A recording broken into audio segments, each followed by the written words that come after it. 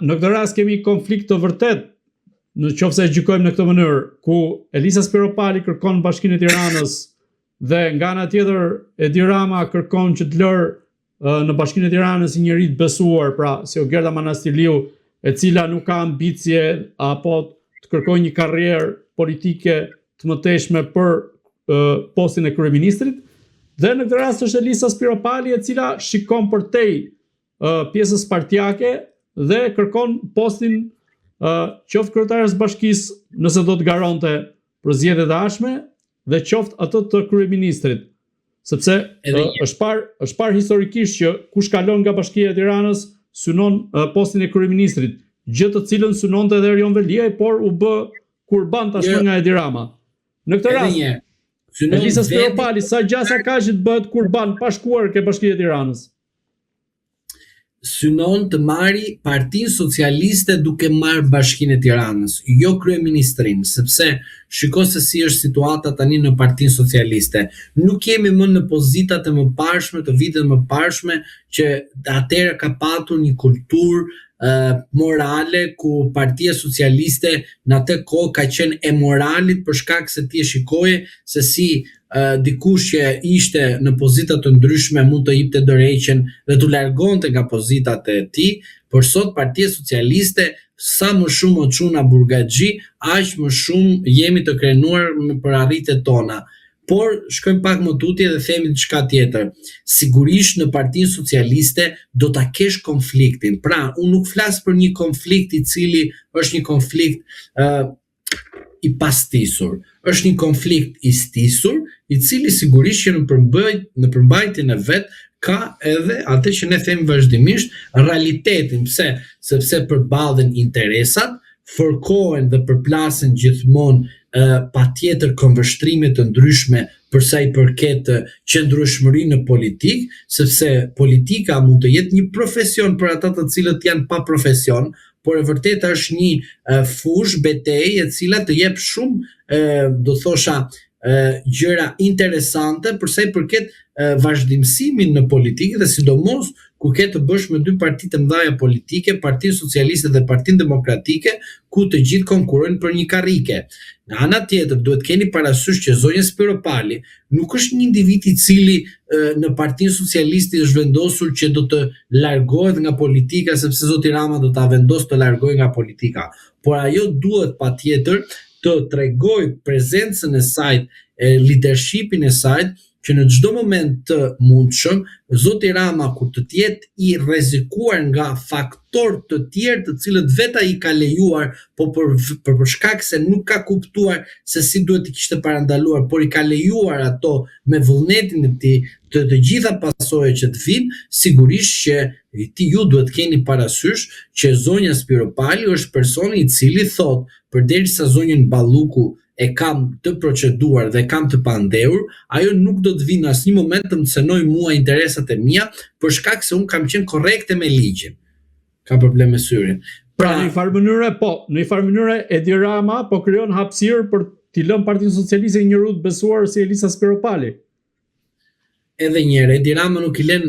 Zahos partinë, jo më t'ia lej Elisën. Tani shiko kush është situata këtu. Situata është që Rama thotë unë po bëj një plan B brenda Partisë Socialiste, duke pasur dy persona të cilët unë i kam besuar. Zonja Spiropali është person i besuar i zotit Rama. Mos e hiqni nga mendja juaj që është një person i cili kundërshton zotin Rama.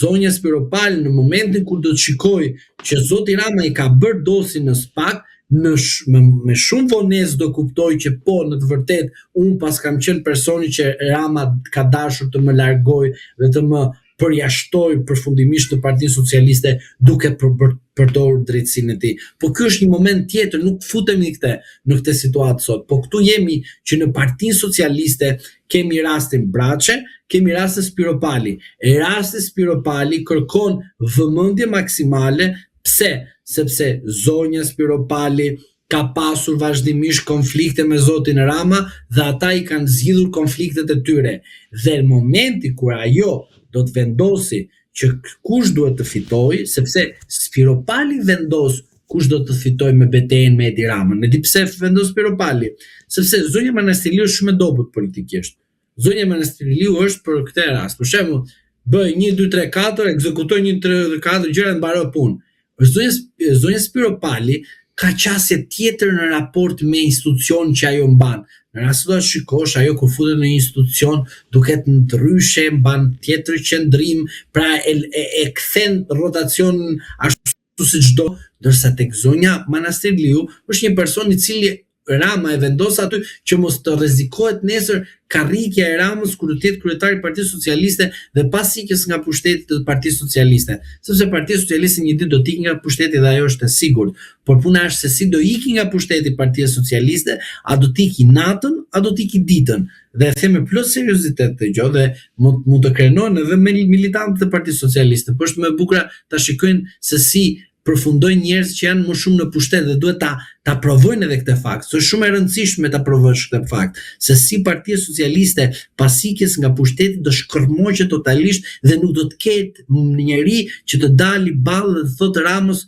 po ti ishe legjenda jon që na çove në Bashkimin Sovjetik. Më kupton? Sepse në Bashkimin Sovjetik do jemi, se nuk do jemi në Bashkimin Evropian. Por e vërteta është që zonja Spiro Pali në këtë moment që jemi sot tregon një hapësirë konfliktuale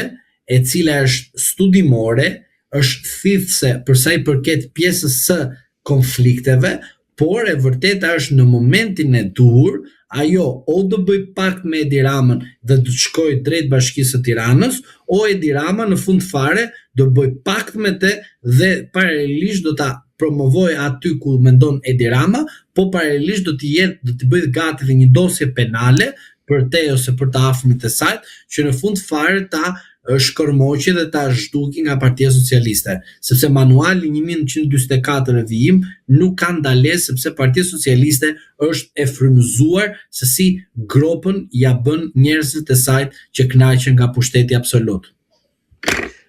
Avokat, në këtë rast, a shikoni një grup që mund të qëndroj pas Elisa Spiropalit, sepse përflitet se mund të qëndroj Gramazorruçi, Fatmir Xhafaj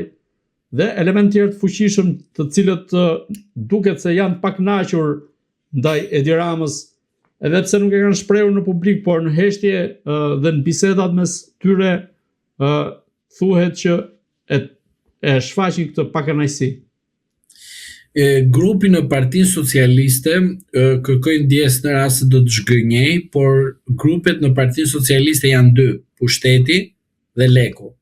Në rast se njëri nga të dyja këto grupet fillon edhe ka trazira apo ka probleme, sigurisht që do shfaqen dhe individ të tjerë të cilët do të thonë se është momenti për të zgjuar sepse Partia Socialiste ka humbur drejtimin e saj. Pra, këto dy janë grupe në Partinë Socialiste. Po të shikosh në komunist, po pa lek edhe pushtet, rrëf partia. Po pa që njëri nga të dyja këto element nuk ka mundësi dhe nuk jeton më, sigurisht shfaqet dhe thot jemi në një situatë koti, nuk jetohet kështu, sepse PS-ja nuk ka qenë kur kështu, ne jemi socialist, po nuk jemi rilindas, a kupton, dhe fillon e ndryshojnë atë pllakën sipas interesit tyre. Por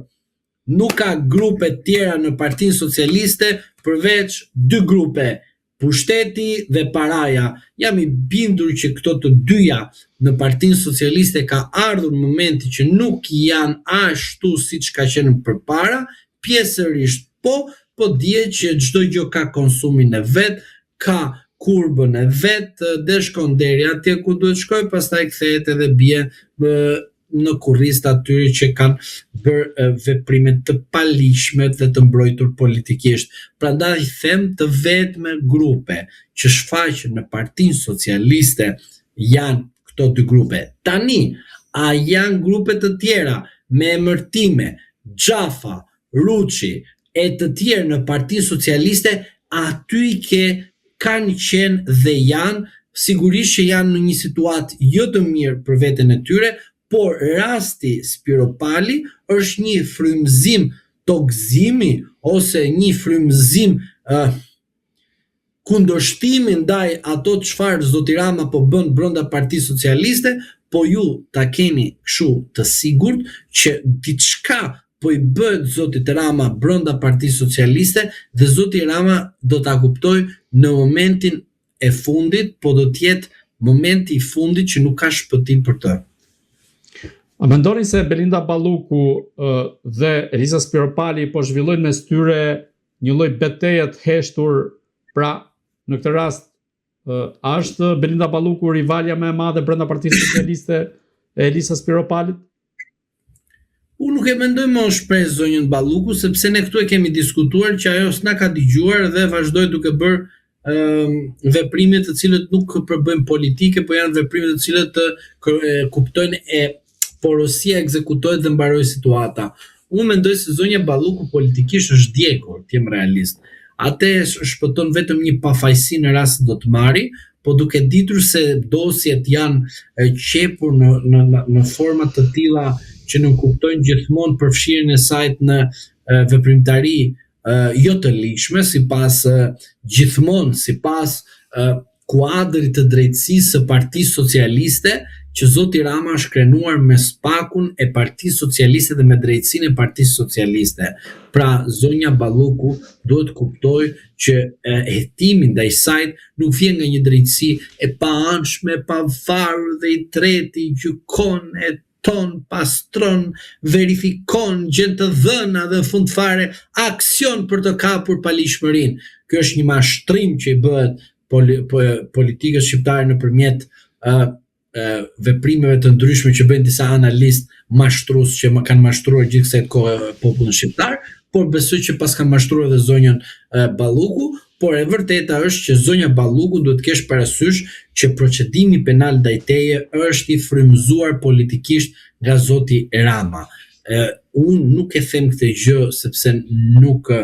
besoj të drejtësia, por duhet keni parasysh diçka. Përdorimi që i ka bërë zoti Rama çdo lloj funksionari që ai ka mbështetur, nga Sejmi Tahiri deri më sot e zotnja Balluku, është kuptim plot që manuali dhe linja e shkërmoqjes dhe e telendisjes së çdo individi që ka dhënë kontribut në keqeverisjen e Partisë Socialiste të Shqipërisë për Shqipërinë. Pra,